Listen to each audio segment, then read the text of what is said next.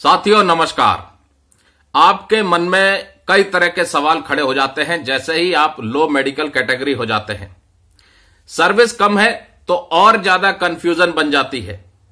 10 साल से कम सर्विस है तो आप ज्यादातर यही सोचते रहते होंगे कि आखिरकार अगर आपका इनवैलिड मेडिकली बोर्ड आउट कर दिया तो आपको क्या कोई पेंशन मिलेगी, क्या डिसेबिलिटी पेंशन मिलेगी, क्या इनवैलिड पेंशन मिलेगी, किसी प्रकार की कुछ पेंशन मिलेगी या जीवन यापन ऐसे ही बिताना पड़ेगा, क्या सूखा घर भेज देगी।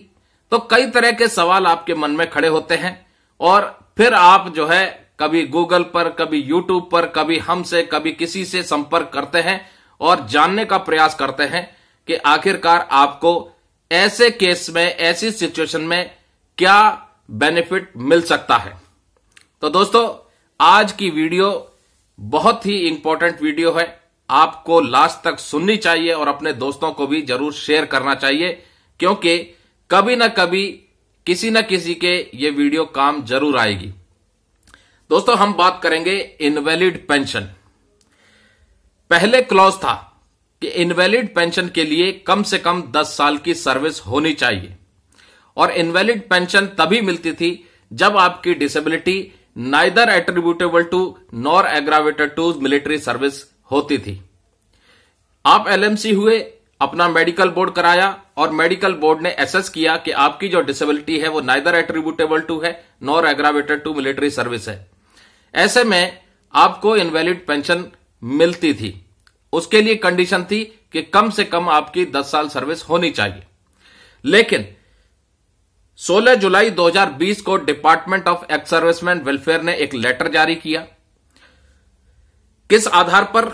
Department of pension and pensioners welfare के ऑफिस मेमोरेंडम के आधार पर, जो कि निकला था भारत के गजट के आधार पर। 4 जनवरी 2019 को गजट जारी हुआ और ये जो क्लॉज था इनवैलिड पेंशन के लिए कम से कम 10 साल सर्विस चाहिए, इस क्लॉज को हटा दिया गया और ये जो बेनिफिट था सभी के लिए एप्लीकेबल कर दिया गया। भले ही आपकी 10 साल से कम सर्विस है तो भी आप इनवैलिड पेंशन के हकदार हैं, लेकिन उसके लिए भी टर्म्स एंड कंडीशन लगा दी गई। क्या कंडीशन है अब आपको मैं एक एक करके बताऊंगा। दोस्तों department of ex serviceman welfare का लेटर ये आपकी स्क्रीन पर है। इसमें बिल्कुल क्लियर कट बताया गया है कि 4 जनवरी 2019 को या उसके बाद आप इनवैलिड मेडिकली बोर्ड आउट हुए हैं तो आपको इनवैलिड पेंशन मिलेगी, भले ही आपकी सर्विस 10 साल है या 10 साल से कम है। लेकिन इसमें एक क्लॉज और जोड़ा हुआ है, आप देख सकते हैं। इसमें लिखा है कि अगर मेडिकल रिकमेंडेशन है कि आप अनफिट फॉर मिलिट्री ड्यूटीज और अनफिट फॉर सिविल जॉब के लिए हैं, यानी आप दोनों ही चीज के लिए अनफिट हैं, मिलिट्री जॉब के लिए भी और सिविल जॉब के लिए, तब जाकर के आपको इनवैलिड पेंशन मिलेगी। अब मैं आपको एक पेंशन स्लिप दिखाऊंगा एक जवान की, जो कि इनवैलिड मेडिकली बोर्ड आउट कर दिया गया था। सिजोफ्रेनिया में साइकेट्रिक केस था। सर्विस उसकी 8 से 9 साल के बीच में थी तकरीबन। इस पे स्लिप के मुताबिक इसको इनवैलिड पेंशन नहीं दी गई। इसको जो मिला वो इनवैलिड ग्रेच्युटी और रिटायरमेंट ग्रेच्युटी मिली। कितनी?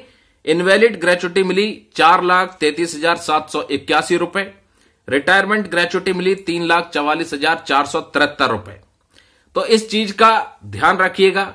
Department of ex serviceman welfare की तरफ से ये जो लेटर जारी हुआ है 16 जुलाई का, इस लेटर के मुताबिक आपकी disability neither attributable to nor aggravated to है तो ऐसे में आपको इनवैलिड पेंशन लागू है, भले ही आपकी 10 साल की क्वालिफाइंग सर्विस हुई हो या नहीं हुई हो।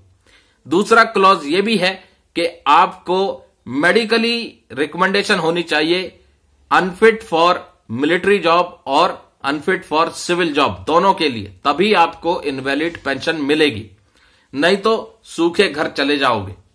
तो दोस्तों उम्मीद करते हैं ये जानकारी आपको पसंद आई होगी और ऐसी ही जानकारी के लिए आप हमारे चैनल से जुड़े रहिएगा। आपको एक से एक बेहतर जानकारी और फैक्चुअल जानकारी देंगे जो कि फैक्ट्स के आधार पर होगी। और अधिक जानकारी के लिए, अपनी डिसेबिलिटी से संबंधित जानकारी के लिए हमसे कंसल्ट कर सकते हैं। हम अपनी कंसल्टेशन फीस चार्ज करते हैं। तो दोस्तों फोन या व्हाट्सएप करने से पहले इस बात का ध्यान जरूर रखें। नमस्कार, जय हिंद, जय भारत दोस्तों।